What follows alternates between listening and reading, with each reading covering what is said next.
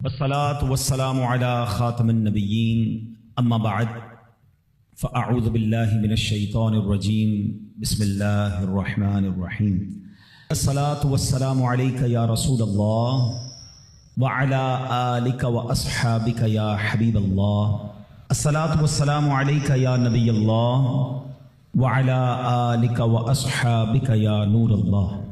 درود پاک کی بے شمار فضائل و برکات ہیں۔ جناب صادق و امین صلی اللہ تعالی علیہ وسلم کا فرمان دل نشین ہے کہ جس نے مجھ پر ایک بار درود پاک پڑھا اللہ عز و جل اس پر 10 رحمتیں نازل فرماتا ہے، اور جو مجھ پر 10 مرتبہ درود پاک پڑھے اللہ عز و جل اس پر 100 رحمتیں نازل فرماتا ہے۔ اور آقا فرماتے جو مجھ پر 100 مرتبہ درود پاک پڑھے اللہ عز و جل اس کی دونوں آنکھوں کے درمیان لکھ دیتا ہے کہ یہ نفاق اور جہنم کی آگ سے آزاد ہے، اور اسے بروز قیامت شہداء کے ساتھ رکھے گا۔ 100 بار درود پاک پڑھنے میں کتنا وقت لگتا ہے، مگر انعام کتنا بڑا ہے کہ دونوں آنکھوں کے درمیان لکھ دیا جاتا ہے کہ یہ نفاق اور جہنم کی آگ سے آزاد ہے، اور بروز قیامت اسے شہداء کے ساتھ رکھا جائے گا۔ اللہ کریم ہم سب کو کثرت کے ساتھ درود پاک پڑھنے کی توفیق عطا فرمائے۔ آئیے مل کر محبت کے ساتھ بآواز بلند درود پاک پڑھ لیں۔ صلو علی الحبیب صلی اللہ تعالی علی محمد صلی اللہ علیہ وسلم۔ ایک بڑا ہی عظیم و شان اسلام کی تاریخ کا بڑا عجیب و غریب واقعہ پہلے میں آپ کو سناتا ہوں۔ جب ابتدائے اسلام تھا، خلفائے راشدین کا دور ہے، حضرت عمر بن عاص رضی اللہ تعالیٰ عنہ نے جب مصر فتح ہوا تو ایک روز اہل مصر نے حضرت عمر بن عاص رضی اللہ تعالیٰ سے عرض کی کہ حضور ہمارے یہاں دریائے نیل ہے، اور ایک ہماری بہت پرانی رسم ہے کہ جب تک اس کو ادا نہ کیا جائے تو دریا جاری نہیں رہتا ہے، دریا سوکھ جاتا ہے۔ انہوں نے کہا کہ کون سی رسم ہے؟ تو کہا کہ ہر سال ایک کماری لڑکی کو اس کے والدین سے لے کر بڑا عمدہ لباس اسے ہم پہناتے ہیں، بڑا تیار کرتے ہیں، زیورات پہناتے ہیں، اور پھر اس کو دریائے نیل میں ڈال دیتے ہیں، یعنی اس کو پانی میں ڈبو دیتے ہیں۔ حضرت عمر بن عاص نے کہا کہ یہ کیسی رسم ہے، اسلام میں تو ایسا ہرگز نہیں ہو سکتا، کیونکہ اب اسلام آ چکا تھا اور مصر فتح ہو چکا تھا، مسلمانوں کے اب وہاں احکامات جاری تھے۔ تو آپ نے فرمایا کہ یہ اسلام تو پرانی اور واہیات رسموں کو مٹاتا ہے، جو پرانی واہیات رسمیں ہیں۔ تو لوگوں نے کہا کہ اگر آپ نے ایسا کیا تو دریا کی روانی کم ہو جائے گی۔ آپ نے کہا نہیں ہو سکتا۔ اب ایسا ہی ہوا کہ دریا کی روانی کم ہوتی گئی۔ اب لوگوں نے سوچا کہ اب پانی کم ہو جائے گا تو زندگی مشکل ہو جائے گی، تو ان لوگوں نے وہاں سے کوچ کرنے کا ارادہ شروع کیا۔ حضرت عمر بن عاص نے اب امیر المومنین حضرت عمر فاروق رضی اللہ تعالیٰ عنہ کو خط لکھا اور عرض کی حضور ایسا ایسا معاملہ ہے، اور لوگ ایسی بری رسم چلاتے تھے، میں نے وہ رسم کا منع کر دیا کہ اسلام ان رسموں کی اجازت نہیں دیتا، مگر حضور اب تو پانی بھی کم ہونے لگ گیا ہے۔ اللہ اکبر۔ حضرت عمر بن خطاب رضی اللہ تعالیٰ عنہ کی شان دیکھیں۔ امیر المومنین نے ایک خط لکھا اور کہا کہ یہ رکا جو ہے دریائے نیل میں ڈال دینا۔ آپ نے ایک خط لکھ کر بھیجا کہ یہ رکا جو ہے دریائے نیل میں ڈال دینا۔ حضرت عمر بن عاص کو جب وہ رکا پہنچا، وہ لیٹر پہنچا، تو آپ نے اس لیٹر میں کیا دیکھا کہ لیٹر میں لکھا تھا اے دریائے نیل، اگر تو خود جاری ہوتا ہے تو نہ جاری ہو، اور اللہ کے حکم سے جاری ہوتا ہے تو میں واحد قہار عز و جل سے عرض گزار ہوں کہ تجھے جاری فرما دے۔ حضرت عمر بن عاص نے وہ رکا جو ہے دریائے نیل میں ڈالا۔ اللہ اکبر۔ ایک رات میں دریا کا پانی 16 گز بڑھ گیا، اور وہ دن ہے، آج کا دن ہے، دریائے نیل کبھی سوکھا نہیں ہے۔ مصر سے وہ رسم ہی ختم ہو گئی، اور سبحان اللہ دریائے نیل جاری و ساری ہے۔ اللہ اکبر۔ اس ایک واقعے میں بہت کچھ ہے سیکھنے کو۔ پہلی بات تو کیا سیکھنے کو ملی کہ چاہیں تو اشاروں سے اپنے کایا ہی پلٹ دیں دنیا کی، چاہیں تو اشاروں سے اپنے کایا ہی پلٹ دیں دنیا کی، یہ شان ہے ان کے غلاموں کی، سرکار کا عالم کیا ہوگا۔ حضرت عمر کی شان دیکھیں۔ حضرت عمر کے واقعات اگر پڑھیں نا، جو لوگ کرامات کے منکر ہیں یا جو لوگ اولیاء کرام کی جناب کمالات کو نہیں سمجھ پاتے، صرف حضرت عمر کی سیرت کو پڑھ لیں۔ حدیث کی کتابوں میں مضبوط روایتوں میں یہ واقعات موجود ہیں۔ ایک بار حضرت عمر کے دور میں زلزلہ آیا، تھوڑے عرصے پہلے بھی کئی ملکوں میں زلزلہ آیا، بڑی تباہی آئی. لوگ کہتے ہیں ارتھ کویک آ جائے تو رکتا نہیں ہے. ایک تو شان مصطفیٰ ہے کہ نبی پاک نے احد پہاڑ پر ٹھوکر لگا کر فرمایا تھا اے احد رک جا، تجھ پر ایک نبی، ایک صدیق اور 2 شہید موجود ہیں. آقا نے ٹھوکر لگا کر زلزلہ روکا تھا. ایک بار حضرت عمر کے دور میں زلزلہ آیا تھا اور حضرت عمر نے کوڑا نکال کر، درہ نکال کر زمین پر مار کر فرمایا اے زمین رک جا، کیا عمر تجھ پر عدل نہیں کرتا؟ اور زمین ساکن ہو گئی. اللہ اکبر. حضرت عمر رکا لکھتے ہیں دریائے نیل کے نام، اور پھر دریائے نیل جاری ہو جاتا ہے. تو اے میرے پیارے اسلامی بھائیوں، ایک بات تو یہ پتہ چلی کہ اللہ تعالیٰ جسے چاہے کوئی کمال عطا فرمائے، وہ رب کی عطا ہے. یقیناً اگر کسی اللہ کے ولی کے پاس، کسی صحابی کے پاس، کسی نبی کے پاس، ہاں یہ بات یاد رہے کہ انبیاء کے پاس جو کمالات ہوتے ہیں، جو حق کی دلیل کے لیے وہ پیش کرتے ہیں، وہ معجزات ہوتے ہیں.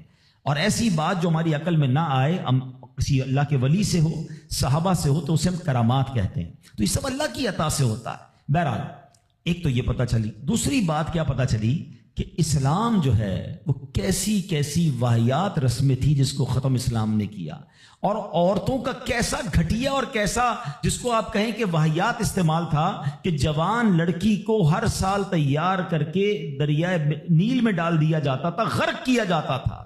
یہ اہمیت تھی اسلام سے پہلے عورتوں کی. اللہ اکبر. ایسا دور تھا میرے پیارے اسلامی بھائیوں کہ اگر تھوڑا سا ہم اسلام سے پہلے کے حالات دیکھیں نا عورتوں کے بارے میں، تو حیثیت کیا تھی کہ وہ مردوں کی خواہشات پورا کرنے کے لیے کھلونا تھیں. عورتیں دن رات مردوں کی خدمت کرتی، محنت مزدوری بھی عورتیں کرتی، اور جو کچھ کماتی وہ مردوں کو دے دیا کرتی. مگر وہ ظالم مرد ان عورتوں پر کچھ بھی خرچ نہ کیا کرتے، عورتوں کو جانوروں کی طرح مارتے پیٹتے تھے. ذرا ذرا سی بات پر عورتوں کے کان، آنکھ اور ناک کاٹ دیا کرتے تھے. عورتوں کو دردناک سزائیں دے کر قتل کر دیا کرتے.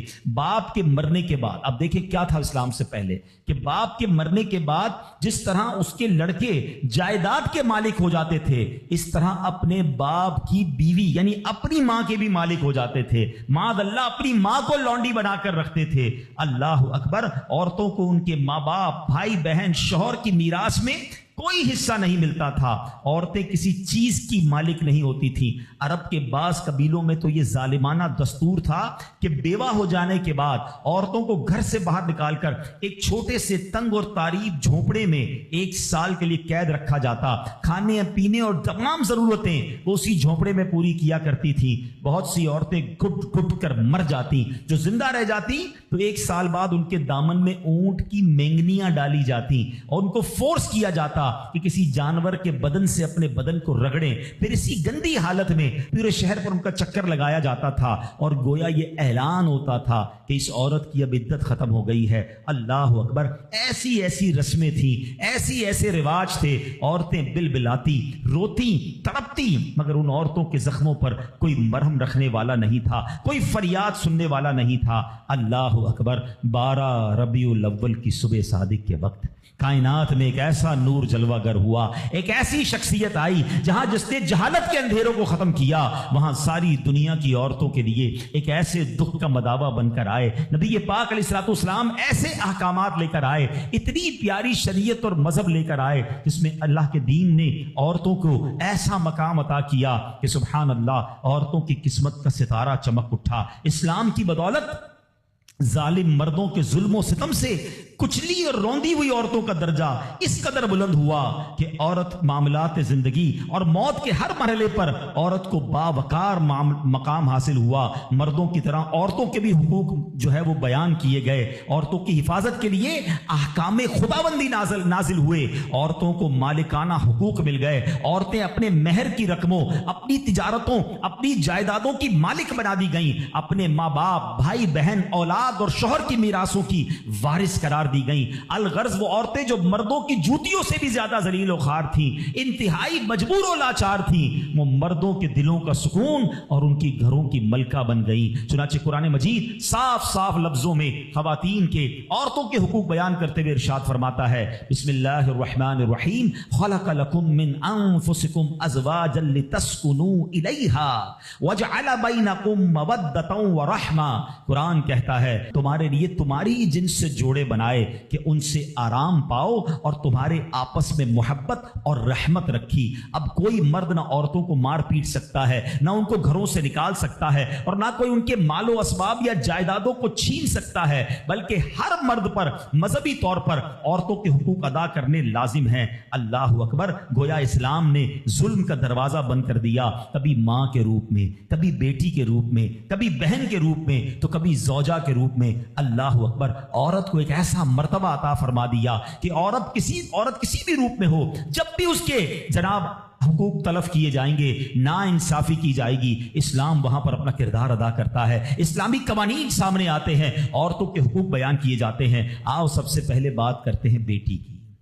کتنی بڑی نعمت اسلام نے قرار دی، مگر آپ جانتے ہیں اسلام سے پہلے بیٹی کا حال کیا ہوتا تھا؟ اللہ اکبر! بیٹی کی پیدائش کو شرمندگی سمجھا جاتا تھا۔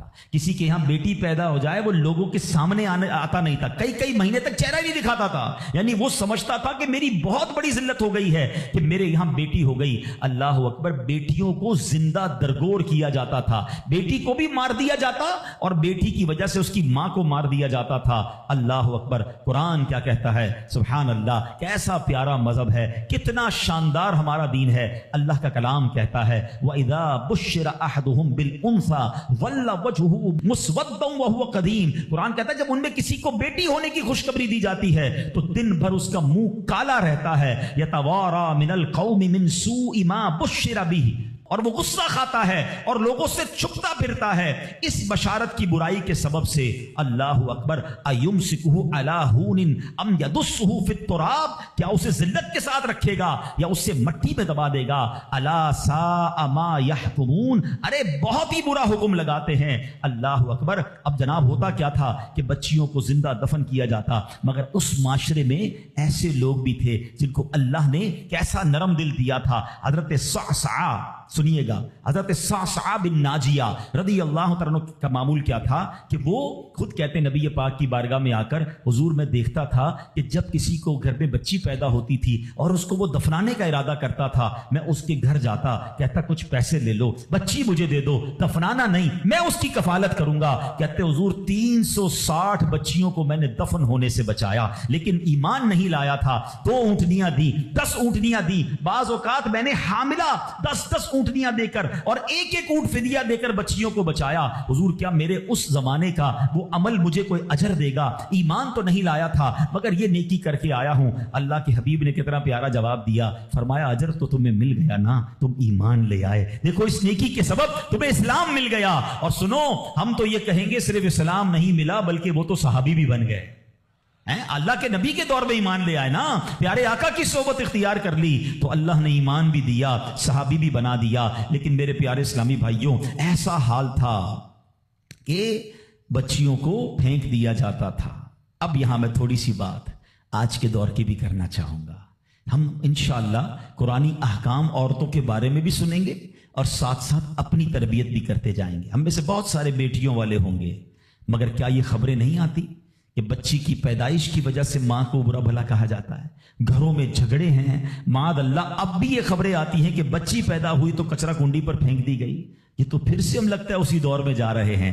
اسلام جو بچیوں کے حقوق لے کر آیا، اسلام جو بچیوں کو برا ماننے کے خلاف عمل کرنے کا ہمیں حکم دیتا ہے، بلکہ سنو حدیثیں کیسی ہیں۔ اے بچیوں والو تمہیں مبارک ہو، اے بیٹیوں والو تمہیں مبارک ہو، اپنی بیٹیوں کو کبھی برا نہ سمجھنا۔ نبی پاک علیہ الصلوۃ والسلام فرماتے ہیں جس شخص کے بیٹی ہو وہ اسے زندہ دفن نہ کرے، اسے ذلیل نہ سمجھے اور اپنے بیٹے پر اسے ترجیح نہ دے تو اللہ عز و جل اسے جنت میں داخل کر دے گا۔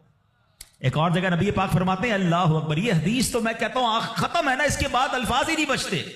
بہت ساری بیٹیوں کی فضیلت کی حدیث ہے مگر یہ حدیث ادھر جا کے لگتی ہے، دل کو چھو لیتی ہے۔ سنو تو صحیح اس کے الفاظ کیا ہیں۔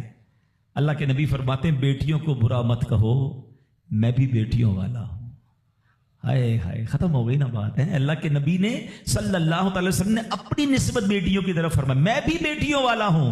بے شک بیٹیاں تو بہت محبت کرنے والیاں، غم گسار اور بہت زیادہ مہربان ہوتی ہیں۔ ایک اور حدیث سنو، نبی پاک فرماتے ہیں جو شخص 3 بیٹیوں یا بہنوں کی اس طرح پرورش کرے کہ ان کو ادب سکھائے۔ اب اسلام یہاں پر نہ صرف بیٹیوں کا درس دے رہا ہے، اے بہنوں والوں تمہیں بھی مبارک ہو، بہنوں کو حقیر نہ سمجھنا، یہ ان لوگوں کے لیے بھی درس ہے۔ اسلام اسلام جب نہیں آیا تھا نا تو بہنوں کے حقوق نہیں تھے, ان کو کوئی ورثے میں حق نہیں دیتا تھا, بہنوں کی شادیاں نہیں کرواتے تھے. مگر آج بھی کچھ قبائل سنا ہے ایسے ہیں, آج بھی بدبخت کچھ لوگ ایسے ہیں جو بہنوں کے حق دبا لیتے ہیں. ارے بہنیں تو غم گسار ہوتی ہیں, بہنیں تو بھائیوں کا مان ہوتی ہیں, ارے بہنیں ہوتی ہیں تو گھر میں رونق ہوتی ہے. ارے بہنوں کو عزت دیا کرو, بہنوں کو پیار دیا کرو. اور آج جو بہنوں کا حق دباتے ہیں, آج جو بہنوں کو ذلیل کرتے ہیں, نہ کرنا. ہمارا اسلام بہنوں سے محبت کا درس دیتا ہے. سنو بیٹیوں والو اور بہنوں والو, اللہ کے حبیب کیا فرماتے ہیں صلی اللہ تعالی علیہ وسلم, میرے نبی کا فرمان ہے کہ جس کی 3 بیٹیاں یا بہنوں کی اس طرح پرورش کرے, ان کو ادب سکھائے, ان سے مہربانی کا برتاؤ کرے, یہاں تک کہ اللہ عز و جل اس سے بے نیاز کر دے, یعنی ان کا نکاح ہو جائے, تو اللہ تعالیٰ اس کے لیے جنت واجب فرما دیتا ہے. یہ ارشاد سن کر ایک صحابی کھڑے ہو گئے. صحابہ کے سوال بھی بڑے کمال کے ہوتے ہیں. یقین کرو ہمارے بہت سارے کام سیدھے جو ہے نا, ہمارے لیے بہت ساری آسانیاں صحابہ کے سوالات نے کر دی. اب ہو سکتا ہے یہاں میرا کوئی بھائی ایسا بیٹھا ہو جس کی 3 بیٹیاں نہ ہوں, وہ کہتا ہے میری تو 2 ہیں. صحابی نے سوال کیا, حضور اگر 2 لڑکیوں کی پرورش کرے تو ارشاد فرمایا اس کے لیے بھی یہی اجر و ثواب ہے. راوی فرماتا ہے یہاں تک کہ اگر ایک بیٹی کا بھی لوگ ذکر کرتے تو نبی پاک اس کے بارے میں یہی فرماتے. مگر ایک روایت اور بھی موجود ہے کہ ایک صحابی نے کھڑے ہو کر کہا حضور اگر کسی کی 1 بیٹی ہو, اللہ کے نبی نے فرمایا 1 بیٹی ہو تو بھی جنت واجب ہو جاتی ہے. بیٹیوں پر شکایت, بیٹیوں پر منہ چڑھاتے ہو, بیٹیوں پر لڑائی کرتے ہو, اللہ اکبر, یہ تو جنت میں جانے کا ٹکٹ ہے. تو اپنی بیٹیوں سے پیار کریں. اور باپ جتنے بیٹھے نا, مجھے پتا ہے وہ میری بات کی تائید کریں گے, شاید پیدائش پہ منہ چڑھایا ہوگا کسی نے, لیکن آج بھی باپ سے زیادہ کلوز بیٹی ہی ہوتی ہے. پیار وہ باپ سے بیٹی ہی کرتی ہے. گھر جاؤ تو بیٹی باپ کا انتظار زیادہ کرتی ہے. مگر نہ جانے کیوں بیٹی کی پیدائش کو اچھا پھر اگر بیٹیاں ہو بھی گئیں, کسی کی 3 ہو گئیں, 4 ہو گئیں, نہیں ہو رہا بیٹا, تو کس بات کی لڑائی ہے؟ کیا عورت کے ہاتھ میں ہے کہ وہ بیٹا پیدا کرے؟ خامہ خائی گھر میں جھگڑا, تانے دینا اس بیچاری کو. اب تو میڈیکل سائنس بھی کہتی ہے جناب وہ کسی ایک کا قصور ہی نہیں ہے, اللہ کی دین ہے. لیکن خامہ خائی کسی ایک عورت پر جو ہے وہ ہنگامہ کر کے نہ جانے اس کی دل آزاری کا سامان کرتے ہیں. نہ کریں ایسا. میں آپ کو حدیث سنا رہا ہوں, اور اسلام عورتوں کے حقوق کی شاندار انداز سے بیان کرتا ہے. اللہ کے نبی علیہ الصلوۃ والسلام فرماتے ہیں جب کسی کے ہاں لڑکی پیدا ہوتی ہے, سنو, گھر پہ مہمان آئے تو اچھا لگتا ہے نا, اور کوئی بڑا اہم مہمان آ جائے, کوئی بڑے بزرگ آ جائیں تو کتنا خوش ہو جاتے ہیں آپ. کئی ایسے بزرگ ہوں گے, کئی ایسے علماء ہوں گے, کوئی ایسی شخصیت ضرور ہوگی جس کو آپ اپنے گھر بلانا چاہتے ہوں گے, مگر آپ سوچتے ہوں گے یار وہ میرے گھر کیسے آئے گا, بہت بڑا آدمی ہے, بڑا مصروف شخص ہے, پسند تو مجھے بہت ہے مگر میں گھر نہیں بلا سکتا. سنو, جب تمہارے گھر بیٹی آتی ہے تو پتہ ہے کون مہمان آتا ہے؟ اللہ کے نبی فرماتے ہیں جب کسی کے ہاں لڑکی پیدا ہوتی ہے تو اللہ عز و جل فرشتوں کو گھر بھیجتا ہے. ہاں, آپ کے گھر فرشتے آتے ہیں اور کیا کہتے ہیں؟ فرشتے آ کر کہتے ہیں اے گھر والوں تم پر سلامتی ہو. پھر فرشتے اس بچی کو اپنے پروں کے سائے میں لیتے ہیں, اس کے سر پر ہاتھ پھیرتے ہوئے کہتے ہیں یہ کمزور سی جان ہے جو ایک کمزور جان سے پیدا ہوئی ہے, جو شخص اس کمزور جان کی پرورش کی ذمہ داری لے گا تو قیامت تک مدد خدا اس کے شامل حال رہے گی. تو اب کبھی بھی بیٹیوں پر زیادتی نہیں ہونے دینی. ہاں, بیٹیوں کی دعائیں لو, بیٹیوں کی خدمت کرو. اور اے بھائیوں جن کی بہنیں ہیں, ہمارا اسلام بہنوں سے محبت کا درس دیتا. یقین کریں بہنوں کی دعائیں بھائی کو بہت اوپر لے جاتی ہیں. خوش نصیب ہے وہ بھائی. اچھا, ہمارے ایک اور نظام پتہ ہے کیا ہے کہ جب تک ماں باپ کے ساتھ رہ رہے ہیں تو چلے بھائی بہنوں میں پیار ہے. اب بھائی بہنوں میں شادی ہو گئی, سب کی شادیاں ہو گئیں اور ماں باپ چلے گئے, تو اب نارملی لوگ اپنی بہنوں کو اگنور کرتے ہیں. اب یار میں تو اپنی بیوی کو دیکھوں گا, اپنے بچوں کو دیکھوں گا, اپنی کمائی کو دیکھوں گا. نہیں, اب بھائی کا کام ہے کہ وہ والد کا کردار ادا کرے, بہنوں کو یہ احساس دلائے کہ تمہارے ماں باپ چلے گئے ہیں مگر تمہارے بھائی زندہ ہیں, ہر مشکل میں تمہارے بھائی تمہارے ساتھ کھڑے ہوں گے. کبھی بہنوں کو یہ ریئلائز مت کرانا کہ وہ اکیلی کہیں کسی پرابلم میں ہو, تو وہ اکیلے میں سوچے کہ میرے ماں ہوتی تو میں کس سے ماں سے بات کر لیتی, باپ ہوتا تو میں باپ سے کہہ دیتی, بھائی کو کیا کہوں وہ تو سنتا ہی نہیں ہے. ہیں ایسے بھائی آج بھی کہ بہنیں انہیں اپنا دکھ بھی شیئر نہیں کرتی ہیں, بلکہ بھائیوں کو پڑی ہی نہیں ہے بہن کدھر گئی.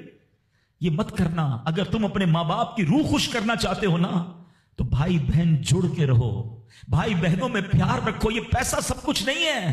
ارے جو کچھ میرے پاس ہے اگر میرا بھائی بہنوں پہ خرچ ہو جائے تو اس سے اچھی کیا چیز ہے. یہ یاد رکھے جو سوشل میڈیا پہ ہزاروں فرینڈ بنائے بیٹھے نا کہ میرے 5000 فرینڈ تو میرے 10,000 فرینڈ, کسی دن بستر پر پڑو گے نا اسپتال میں تو اس بستر کے کنارے تمہیں تمہارے بھائی بہن ہی نظر آئیں گے. سوشل میڈیا والا تمہارا جو سارے دن چیٹنگ جس کے ساتھ واٹس ایپ پہ لگے ہوئے ہو نا گروپ میں, کوئی نظر نہیں آئے گا. جب تمہارے گھر میں کوئی بچے کا پرابلم ہوگا, رات آدھی رات کو اگر تمہارے گھر کوئی آ کے تمہیں دلاسا دے گا تو تمہارے بھائی بہن ہوں گے. میں کئی بار بیان میں ایک مثال دے چکا ہوں, چلو آج پھر دے دیتا ہوں, کاش یہ بات سمجھ آ جائے. یہ جو فیملی ہوتی ہے نا یہ تسبیح کی طرح ہوتی ہے، اور ہم نے دیکھا ہے کہ یہ جو ہے نا تسبیح کے اوپر والا حصہ یہ ماں باپ ہوتے ہیں. یہ ٹوٹ جائے نا، ماں باپ چلے جائیں، پوچھو ان سے جن کی ماں چلی گئی ہے، پوچھو ان سے جن کے والد چلے گئے ہیں. جب یہ چلے جاتے ہیں نا تو اپنے بھائی بہنوں کو جس طرح تسبیح کے دانے بکھرتے ہیں نا اس طرح بکھرتے دیکھا ہے. جب تک ماں باپ ہیں پہلے تو ان کی برکتیں لینا، اور جب یہ چلے جائیں نا تو یہ دانے بکھرنے مت دینا، جوڑ کے رکھنا اپنی فیملی کو. یہ فیملی یہی تو پیار ہے زندگی میں. تھوڑے سے پیسوں کے لیے بھائی بہن لڑتے ہیں، جائیداد کے لیے بھائی بہن لڑتے ہیں، تھوڑے کاروبار کے لیے لڑتے ہیں. ارے قربان کر دو، کوئی بات نہیں، بھائی کو تھوڑا زیادہ چلا جائے، میری بہن کے گھر میں ہی جا رہا ہے نا، یہ تیرا ہے، یہ میرا ہے، نہ کیا کرے. یہ گھر کی محبتیں آپ کو بہت ساری بیماریوں سے بچاتی ہیں. حدیث پاک میں آتا ہے جس کا مضمون ہے جو چاہتا ہے کہ اس کی زندگی میں اضافہ ہو جائے، عمر میں اضافہ ہو جائے، بری موت سے بچے، اسے چاہیے کہ وہ صلہ رحمی کرے. صلہ رحمی کیا ہے؟ اپنے رشتہ داروں کے ساتھ اچھا سلوک. اور رشتہ داروں میں the closest family member جو ہے وہ بھائی بہن ہیں، وہ ماں باپ ہیں، بیوی بچے ہیں. ارے ان کو چھوڑ کر دنیا سے محبتیں جتا رہے ہو؟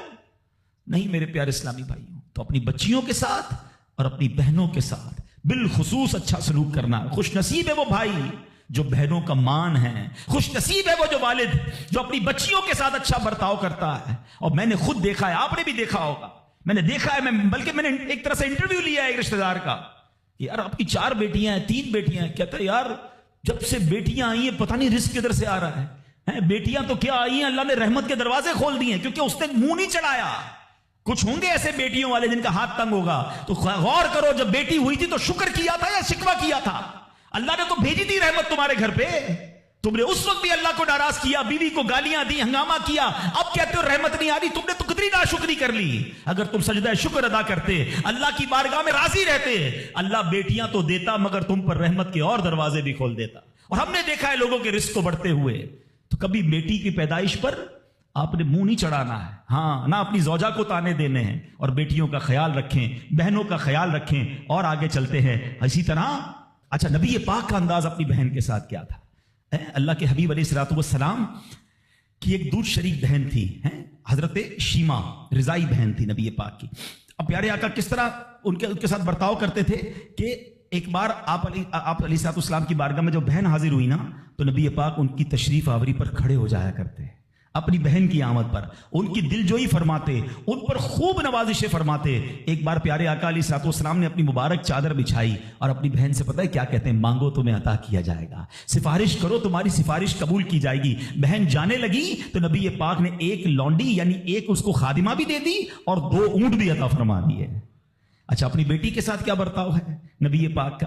بیٹیوں کو جو ڈیگریڈ کرتے ہیں، سنو خاتون جنت بی بی فاطمہ رضی اللہ تعالیٰ عنہ جب نبی پاک کی بارگاہ میں آتی، آقا کھڑے ہو کر استقبال کرتے، اپنی بیٹی کے ہاتھ کو نبی پاک چوما کرتے، کبھی ماتھے پر بوسہ دیتے. پیارے آقا اپنی جگہ اپنی بیٹی کو بٹھایا کرتے. اور یہی انداز خاتون جنت کا بھی تھا کہ جب نبی پاک خاتون جنت کے پاس جاتے وہ کھڑی ہو جاتی اور نبی پاک کا استقبال کرتی، پیارے آقا کے ہاتھوں کو بوسہ دیتی، اپنی جگہ نبی پاک کو بٹھاتی. یہ پریکٹیکلی نبی پاک نے بتایا کہ بہن کے ساتھ برتاؤ کیا ہے، بیٹی کے ساتھ برتاؤ کیا ہے. اب آؤ ہماری زندگی کا ایک بہت اہم ساتھی ہے جس کو ہم سفر کہا جاتا ہے. اسلام بیوی کے بارے میں کیا درس دیتا ہے؟ یہ بھی بڑا پرابلم ہے. اچھا بعض اوقات لوگ اپنی شاید والدہ سے، میں سے ابھی ماں کی بات سب سے آخر میں کروں گا، اور فیملی ممبر سے اب بھی بہت پیار کر رہے ہوتے ہیں، مگر بعض اوقات بیوی کو بڑا ڈیگریڈ کرتے ہیں. ہم شاید بھول گئے ہیں کہ ہماری زندگی کا بہت بڑا حصہ جس کے ساتھ گزرا ہے. میں بیان میں پہلے بھی کہہ چکا ہوں، کبھی سوچا آپ نے؟ ایک تو اللہ نے آپ کا اس کو ساتھی بنایا، اور ہم اس کے ساتھ بعض اوقات زیادتی کرتے. ہم کاروبار میں تکلیف میں ہوں، ہم باہر کسی ٹینشن میں ہوں، کسی بندے سے کسی بات کوئی بری لگ گئی، سارا غصہ آ کر اب بندے نے اپنی زوجہ پہ نکالنا ہے، کیونکہ وہ بیچاری تو کچھ نہیں کہہ سکے گی. پہلے کے زمانے جاہلیت میں بھی یہی تھا کہ عورتوں کو پیر کی جوتی سے زیادہ ذلیل سمجھا جاتا تھا. مگر کیا آج بھی کچھ گھرانوں میں ایسا نہیں ہے؟ آج تک میں ویسے سوال کرتا ہوں، شاید غالب گمان ہے کہ جو یہاں ازواج والے، زوجہ والے بیٹھے، شادی شدہ بیٹھے، ہماری زوجہ کی شاید ہر دعا میں ہم ہوتے ہیں. ہم اپنی بیوی کے لیے کتنی دعا کرتے ہیں؟ غور کیجیے. حالانکہ میں نے دیکھا ہے کہ جن کی شریک حیات دنیا سے جاتی ہے نا، ان لوگوں کو میں نے ٹوٹتے بھی دیکھا ہے. تو ایسا نہ کریں. جس طرح وہ آپ کے لیے محبت کا اظہار، دعاؤں کی آپ کی خدمت گار ہے، آپ بھی اس کے لیے اچھا برتاؤ کریں. اور نبی پاک کا کیا انداز تھا. میں تو آج اسلام کی شریعت کی اللہ کے نبی کی بات کرنے آپ کے سامنے آیا ہوں. اللہ کے حبیب علیہ الصلوۃ والسلام سے سوال کیا گیا کہ حضور آپ کو دنیا میں سب سے زیادہ پسند کون ہے؟ پوری کائنات میں آپ کو سب سے زیادہ پسند کون ہے؟ اللہ کے حبیب نے فرمایا عائشہ. نبی پاک نے اپنی زوجہ کا نام لیا. پھر فرمایا ان کے والد حضرت ابوبکر صدیق رضی اللہ تعالیٰ عنہ. پھر نبی پاک گھر اپنی ازواج کے ساتھ کیا انداز ہوتا تھا. گھر کا سودا سلف لے کے جاتے, کھانے پینے میں ہاتھ بٹاتے, محبت اور پیار کا اظہار فرماتے. سافٹ ماحول تھا گھر کے اندر. کیا ہمارے گھر میں ایسا ماحول ہے؟ نہیں میرے پیارے اسلامی بھائیوں, ہمیں یہ سوچنا ہے کہ ہمیں اپنے گھر والوں کے ساتھ کیا انداز اختیار کرنا ہے. نبی پاک علیہ الصلوۃ والسلام فرماتے ہیں کہ اسلام سے پہلے, بلکہ بخاری شریف کی حدیث بتاتا ہوں, اسلام سے پہلے مال کے لیے جانوروں اور دوسرے ساز و سامان کے ساتھ ساتھ بیوی کو بھی رہن رکھوا دیا جاتا تھا. جیسے پیسے کوئی رہن رکھواتا تھا نا, بیوی بھی ایک مال کی طرح تھی, لوگ گروی رکھوا دیتے تھے اپنی بیوی کو. یہ اسلام سے پہلے بیویوں کا حال تھا. اللہ اکبر. اسلام نے نکاح کے ذریعے عورت کو مرد کے آدھے ایمان کا محافظ قرار دے دیا. قرآن کہتا ہے وعاشروہن بالمعروف, ان سے اچھا برتاؤ کرو. اسلام نے بیویوں کے ساتھ اچھا برتاؤ کرنے والے کو سب سے بہترین قرار دیا. اللہ اکبر. خواتین تو میں کہتا ہوں, میں یہاں انشاءاللہ اس بات کو بھی, اگر واقعی عقل مند خواتین اس بیان کو سنیں گی تو وہ جو مسکنسپشن پیدا کیا جاتا ہے کہ جناب اسلام میں عورتوں کو آزادی نہیں ہے, جناب اسلام میں عورتوں کے لیے گھٹن ہے. اللہ اکبر. ذرا پہلے اسلام سے پہلے کے حالات پڑھو اور اس کے بعد اسلام کے آنے کے بعد عورتوں کو کیا شاندار مقام میرا دین دیتا ہے. اللہ کے نبی نے دا بیسٹ لوگوں کی جب مثال بیان کی, بہترین لوگوں کی مثال بیان کی, تو نبی پاک فرماتے ہیں, ترمذی کی حدیث ہے, سب سے بہتر وہ ہے جو اپنے اہل کے لیے بہتر ہو, یعنی اپنی فیملی کے لیے بہتر ہو. اور آقا فرماتے سنو میں تم سب سے زیادہ اپنے اہل کے لیے بہتر ہوں. نبی پاک سب سے زیادہ اپنی فیملی کے لیے بہتر. نبی پاک علیہ الصلوۃ والسلام سے ایک شخص نے پوچھا حضور شوہر پر بیوی کا کیا حق ہے؟ تو آپ نے فرمایا جب وہ کھائے, یعنی شوہر کھائے تو بیوی کو کھلائے, جب لباس پہنے اسے بھی پہنائے, اس کے چہرے پر نہ مارے, اسے بدصورت نہ کہے, اور اگر سمجھانے کے لیے اس سے علیحدگی کرنی پڑے تو گھر میں ہی علیحدگی کرے. اللہ اکبر. ایک بار حضرت عمر فاروق رضی اللہ عنہ کی بارگاہ میں, سنیے گا بڑا دلچسپ واقعہ. سیدنا عمر فاروق کا کتنا بڑا نام ہے, آپ کے جلال کی, آپ کی عدالت کی مثالیں دی جاتی ہیں. بڑے بڑے لوگ آپ کے سامنے تھر تھر کانپتے تھے. حضرت عمر کا حال یہ تھا, آپ کا گھر میں انداز کیا تھا کہ ایک شخص آیا کہ میں حضرت عمر کے پاس جاؤں اور بتاؤں میری بیوی جو ہے مجھ سے اس طرح بات کرتی ہے, اور میرا وہ انداز نہیں ہوتا جو شوہر کے سامنے ہونا چاہیے. ہوتا ہے گھروں میں, ہو جاتا ہے. تو حضرت عمر کے دروازے پر پہنچا نا, تو اندر سے اسے سیدنا عمر فاروق رضی اللہ تعالیٰ عنہ کی زوجہ ام کلثوم رضی اللہ تعالیٰ عنہ کی ناراضگی کی عالم میں گفتگو کرتے ہوئے سنا. وہ حضرت عمر سے بات کر رہی تھی. تو وہ شوہر سوچنے لگا کہ میں تو اپنی بیوی کی شکایت لے کر آیا تھا, حضرت کے تو گھر کا بھی معاملہ ہی ایسا ہی ہے. تو وہ کہتے میں واپس ہونے لگا. حضرت عمر نے بلا لیا, کیوں آئے تھے؟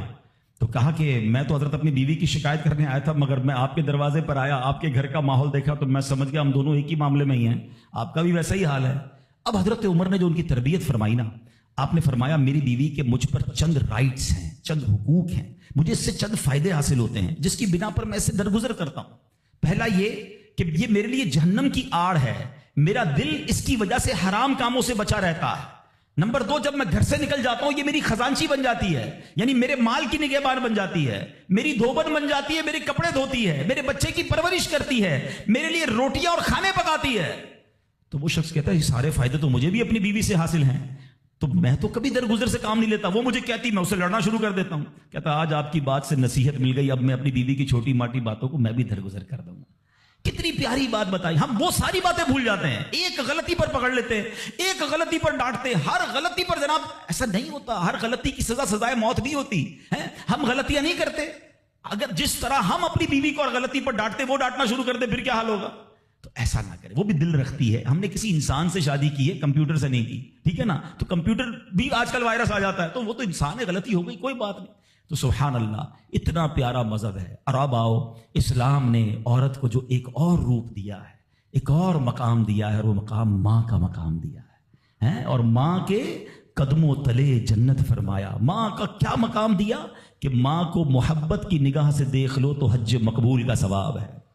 اچھا, اسلام کی تعلیمات کی جو بنیاد ہے, جو ماخذ ہے, جو مرجع ہے, جس کے ذریعے سمجھے علم و فضل کی نہریں جاری ہوتی ہیں, وہ کون سی کتاب ہے؟ وہ قرآن مجید ہے. قرآن مجید کی سب سے بڑی سورت کون سی ہے؟ سورہ بقرہ. اب ذرا سمجھیے گا ماں کا مقام کیسا. قرآن پاک کی سب سے بڑی سورت سورہ بقرہ، اور سورہ بقرہ، بقرہ کس کو کہتے ہیں؟ گائے کو۔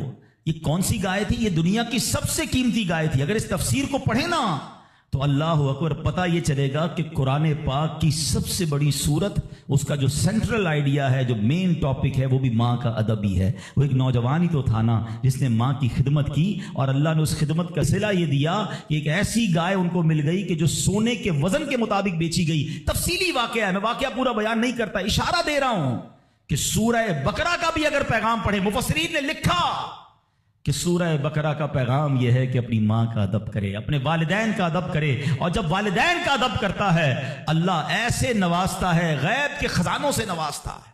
اور ماں کی دعائیں، اللہ اکبر، حضرت بایزید بسطامی کتنے بڑے اللہ کے ولی ہیں، آپ کے بارے میں آتا ہے کہ ایک بار سردی کی راتیں تھی، ماں کے لیے ماں نے پانی مانگا۔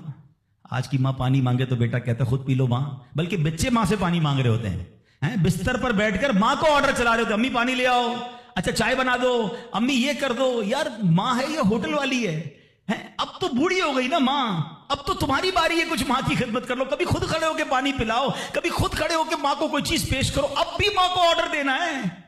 مگر کمال ہے ماں کہ بیٹا جوان ہو گیا، ماں بوڑھی ہو گئی، خدمت سے پھر بھی اس کا جی نہیں چراتی، پھر بھی اس کی خدمت کرتی ہے۔ ناشتے میں یہ کھانا ہے بیٹا، دوپہر کو کیا کھاؤ گے؟ اللہ اکبر۔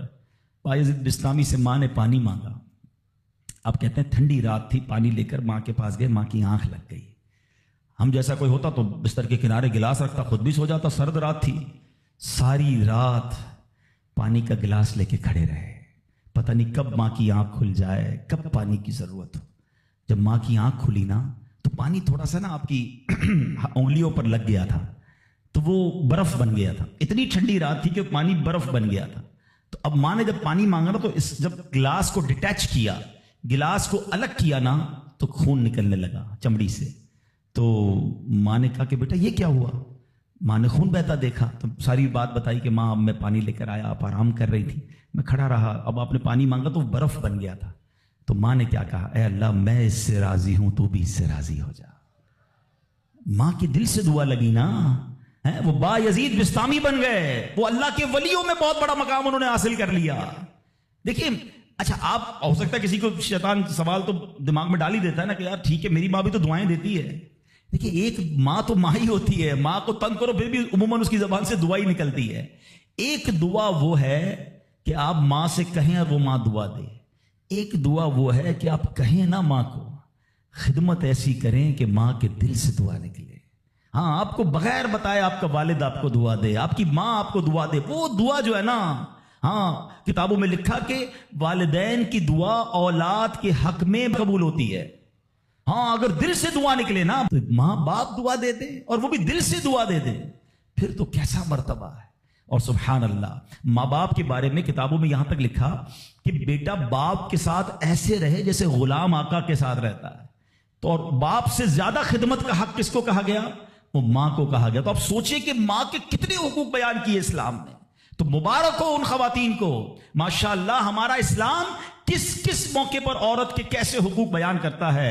اور سبحان اللہ، ایک بار نبی پاک علیہ الصلوۃ والسلام سے سوال ہوا، سوال کرنے والے نے بھی کتنا پیارا سوال کیا، اور یہ حدیث بخاری کی حدیث ہے۔ اللہ کے نبی علیہ الصلوۃ والسلام سے عرض کیا، حضور میرے حسن اخلاق کا سب سے زیادہ حقدار کون ہے، کون ڈیزرونگ ہے، سب سے زیادہ مجھے کس کے ساتھ حسن اخلاق کرنا ہے؟ حدیث کا خلاصہ نبی پاک نے فرمایا تیری ماں۔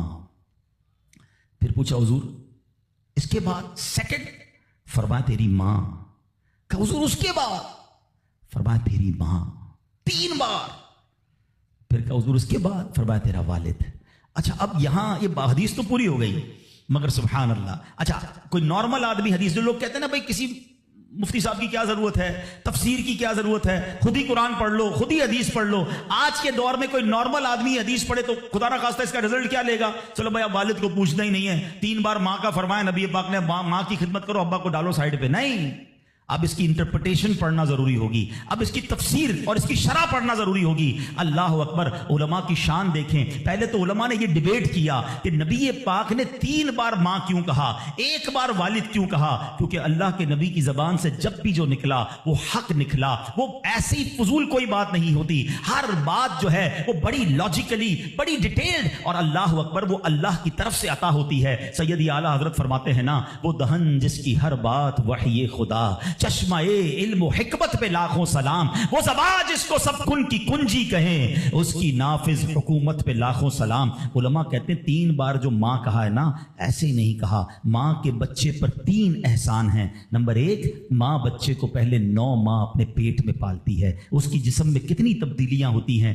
کتنی تکلیفیں وہ اٹھاتی ہے۔ نمبر 2، جب پیدائش ہوتی ہے، رائٹ دا ٹائم آف پیدائش، وہ بالکل موت کے قریب سے ہو کر آتی ہے، شدید درد اور ایسی کیفیت ہو جاتی ہے کہ کئی لوگ دنیا سے چلے بھی جاتے ہیں۔ اور تیسری ماں مہربانی کیا کرتی ہے کہ اپنے بچے کو پھر پالتی ہے۔ فرمایا ماں 3 احسان کرتی ہے بچے پر، اس لیے 3 بار ماں کہا۔ اور ان تینوں احسانوں میں والد ایک احسان کرتا ہے، وہ بچے کو پالتا ہے، اس لیے 1 بار والد کہا۔ سبحان اللہ، ایک لفظ حکمت بھرا ہے۔ اب علماء کہتے ہیں اس حدیث کا مطلب یہ ہوگا کہ عزت والد کی زیادہ کرے گا اور خدمت ماں کی زیادہ کرے گا، یعنی والد کا بھی احترام ہے۔ اللہ اکبر، یہ ہماری شریعت ہے۔ تو سبحان اللہ، آج میرے جو بیان کا موضوع ہے کہ اسلام عورت کا کیسا مقام بیان کرتا ہے، ہر روپ میں عورت کے حقوق کو جو ہے وہ سیف کرتا ہے، اس کے حقوق کو بیان کرتا ہے اور اس پر ظلم و ستم سے بچاتا ہے۔ تو سبحان اللہ، ہم یہاں جتنے بھی بیٹھے ہیں، کسی کے گھر میں بیٹی ہوگی، کسی کے گھر میں بہن ہوگی،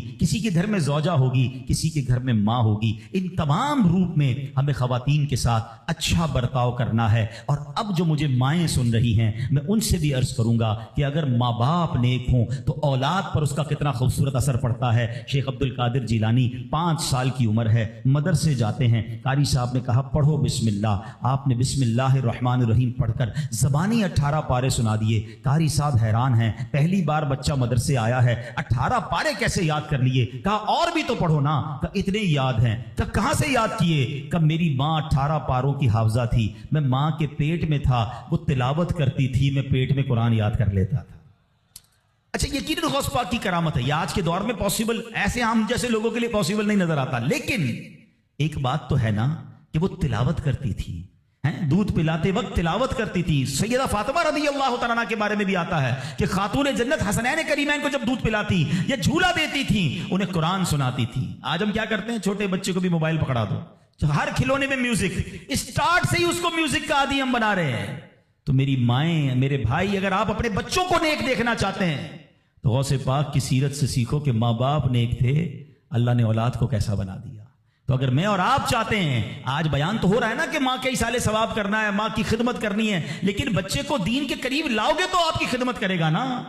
آج کل تو دنیا کے اتنا حوالے کر دیا ماں باپ نے کہ بعد میں خود اپنے بچوں سے ڈر لگ رہا ہوتا ہے، ارے باپ رے باپ، میرا بچہ بڑا آفیسر ہے، میرا بچہ بڑا ڈگری ہولڈر ہے، وہ فلاں ادارے میں کام کرتا ہے، اس کو برا لگ جائے گا۔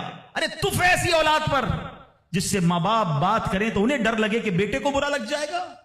اپنے بیٹے کو دیندار بناؤ، انشاءاللہ اگر آپ کا بیٹا صحیح معنوں میں دیندار بن گیا، عالم بنا، مفتی بنا، یا بے شک اچھی کتابیں پڑھ کر، قرآن و حدیث پڑھ کر اچھا مبلغ بن گیا، اس بیٹے کو ڈر لگے گا کہیں ماں باپ کو برا نہ لگ جائے۔ یہ فرق ہوتا ہے۔ بچہ دین سیکھے تو اب بچہ ماں باپ کا ادب کرتا ہے۔ تو بہرحال اگر ہم چاہتے ہیں کہ ہماری اولاد ہماری زندگی میں بھی ہماری فرما بردار رہے اور ہمارے مرنے کے بعد بھی ہمارے لیے صدقہ جاریہ بنے، تو ہمیں خود بھی نیک بننا ہوگا اور اپنے بچوں کو نیک ماحول سے وابستہ کرنا ہوگا۔ سبحان اللہ، غوث پاک رضی اللہ تعالیٰ کی سیرت کو دیکھیں۔ ماں کو کہتے ہیں ماں بغداد جانا ہے۔ کیوں جانا ہے؟ گھومنے پھرنے نہیں، علم دین سیکھنے۔ کیسی ماں تھی؟ آپ کہتی بیٹا جاؤ، اب محشر کے دن ملاقات ہوگی۔ یہاں تو 3 دن کے قافلے میں لوگ نہیں بھیجتے اپنے بچوں کو، آپ پکنک کے لیے بھیج دیں گے دوستوں کے ساتھ۔ ہم نے دیکھا کچھ لوگوں کے بچوں دین کی طرف آنے لگے، ان کو روکا، اب بعد میں وہی بچہ جب نشے اور برے کاموں میں پڑ گیا تو باپ سر پکڑ کے بیٹھا کہ یار میں نے دین سے تو دور رکھا، اب ایسی صحبت مل گئی کہ بچہ ہی ہاتھ سے چلا گیا۔ اپنے بچوں کو اب تو دعوت اسلامی کے مدنی ماحول میں یہ اجازت بھی مل گئی ہے کہ والد اپنے بچے کو خود مدنی قافلے میں بھی لے کر آ سکتا ہے. پہلے ہم نے ایک ایج لمٹ رکھی تھی، مگر والد یا بڑے بھائی کے لیے اجازت ہے کہ اپنے چھوٹے بیٹے کو یا چھوٹے بھائی کو بھی وہ مدنی قافلے میں لائے. تو اپنے بچوں کو مدنی قافلے میں خود لے کر آئیں. آپ آئیں گے تو وہ بھی آ جائیں گے. 3 دن 12 دن 30 دن یہ تربیت ہوگی ان کی، اور وہ جتنی نیکی کی طرف جائیں گے اتنا انشاءاللہ آپ کی فرما برداری کی طرف آئیں گے، آپ کے لیے صدقہ جاریہ بنیں گے. تو سبحان اللہ، غوث پاک کی والدہ نے روکا نہیں بلکہ کہا جاؤ بیٹا محشر میں ملاقات ہوگی. مگر نصیحت کیا کی؟ ہر حال میں سچ بولنا. اور سبحان اللہ کیسا سچ بولا تھا. ڈاکو نے حملہ کیا تھا نا، سارا مال بھی واپس کر گئے اور ڈاکو توبہ بھی کر گئے. کیوں؟ کہ آپ نے ڈاکوؤں کے سامنے بھی سچ بولا. سچی زبان سے جو بات نکلتی ہے نا وہ اثر رکھتی ہے. تو یہ ماں کی تربیت تھی نا. تو اللہ پاک ہم سب کو اپنے ماں باپ کا ادب بھی نصیب فرمائے، اور جو ماں باپ مجھے سن رہے ہیں اللہ کرے کہ ہم اپنے بچوں کی اچھی تربیت کرنے میں بھی کامیاب ہو جائیں. آپ بچوں کی اچھی تربیت کریں، وہ زندگی میں بھی آپ کے لیے دعائیں کریں گے. ہاں آپ کو پتہ ہے بچہ جس کا نمازی ہو، کیا پیارا دین ہے ہمارا. یقین کریں ماں باپ خالی بچے کو نیک بنا دیں، پھر دیکھو بچہ آپ کے لیے کیسا کام کرے گا. آپ دیکھیں ہر نماز میں بلکہ ہر قاعدہ آخیرہ میں وہ آپ کے لیے دعا کرتا ہے. اور کیسے دعا کرتا ہے؟ قبلہ رو با وضو بیٹھ کر. کیا کہتا ہے؟ ربنا اغفر لی ولوالدی وللمؤمنین یوم یقوم الحساب. فجر پڑھ رہا ہے 2 بار آپ کے لیے دعا کی، اور کس حالت میں کی؟ با وضو قبلہ رو بیٹھ کر. ظہر پڑھ رہا ہے سنتوں میں دعا کی، فرض میں دعا کی، پھر سنتوں میں دعا. اب کیلکولیٹ تو کرو، اگر بس کچھ نہ کروں اپنے بچے کو زندگی میں 5 وقت کا پابند نمازی بنا دوں، میرے مرنے کے بعد بھی وہ نماز پڑھتا رہے. ارے نہ ہے میری قبر پر روز نماز پڑھے گا، اتحیات میں بیٹھے گا، دعا کرے گا اللہ میرے ماں باپ کی بخشش فرما دے.